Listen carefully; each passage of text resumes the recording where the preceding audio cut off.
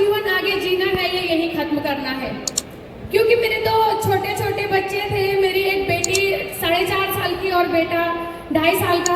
तो दो छोटे बच्चों के साथ में जो है मेरे पति ने मुझे छोड़ दिया था और ऐसे लग रहा था कि मैं कौन सा तरीका अपनाऊं जिससे मैं अपने आप को ही खत्म कर दूं।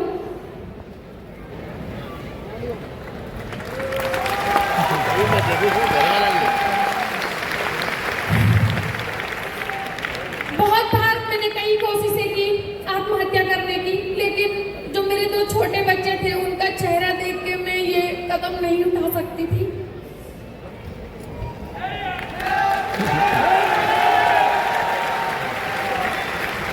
फिर जब मेरे संघर्ष भरी जीवन की शुरुआत हुई तो मैंने सिलाई के काम से शुरू किया, सिलाई से शुरू किया। और लॉकडाउन के टाइम पे मेरी ऐसी परिस्थिति थी कि मेरे पास 100 रुपया तक नहीं था।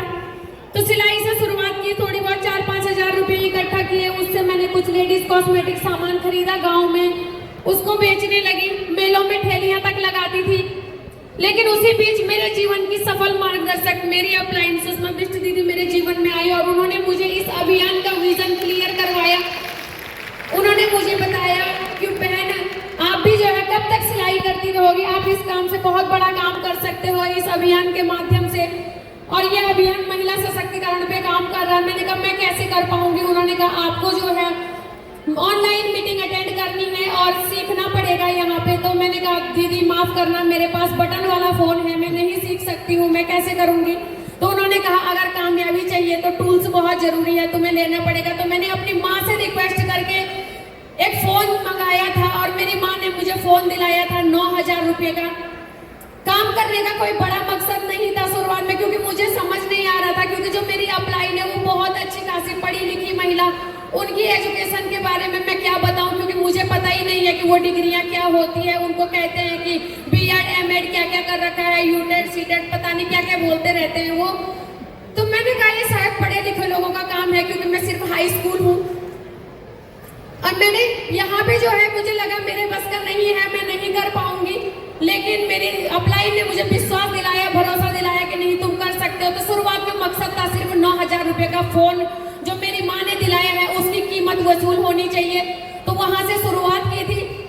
एक ऐसे घर में मैं रहती थी जहाँ पे बारिश के दिनों में हम पूरे बिस्तर के थे, तीनों मेरे दो बच्चे और मैं, हम तीनों 3 बेड के कोने पकड़ के सो जाते, क्योंकि बीच बिस्तर में पानी टपकता था, तो बर्तन रखने पड़ते थे। तो इस संघर्ष के साथ मैंने इस काम को शुरू किया और मैं धन्यवाद करती हूँ आदरणीय TC सर का, जिन्होंने सही में महिला सशक्तिकरण के ऊपर काम किया है, सिर्फ बातें नहीं। अगर आज ये अभियान नहीं होता, पता नहीं मैं इस दुनिया में होती नहीं होती, और होती भी तो पता नहीं कहाँ किस गुमनाम की जिंदगी जी रही होती। तो एक ऐसी जगह से आने के बाद जो है मुझे यहाँ पर आज इस लेवल पे, स्टार पर्ल के लेवल पे हूँ। और पहली बार जब मैं नेक्स्ट जनरेशन के प्रोग्राम में आई थी, मैं उस कोने में एक जगह पे बैठी थी, मैंने यहाँ पे लोगों को सुना और मैंने कहा रिम्पी अभी तुम्हारी भी उम्र है, तुम कर सकते हो। और एक दिन जो है अंडर 30 के रूप में यहाँ पे आना है इस मंच पे। और आज जो है मैं सभी अपनी ग्रेट अपलाइनों को प्रणाम करती हूँ, धन्यवाद करती हूँ, जिनकी वजह से आज मैं यहाँ पे हूँ, जिन्होंने मुझे बहुत सपोर्ट किया, सहयोग किया। और मैं हर महिला को कहती हूँ कि अगर मैं कर सकती हूँ तो आप सभी कर सकते हैं, क्योंकि RCM अभियान यहाँ पे विरासत में नहीं मिला है, ये हमें जन जन तक पहुँचाना है। और मैं बोलती हूँ अगर आप आने में कामयाब हुई तो यहाँ पे कोई महिला जो है स्ट्रगल करने के बाद आत्महत्या करने के बारे में नहीं सोच सकती है, हर किसी को राह मिल सकती है। तो बहुत बहुत धन्यवाद करती मैं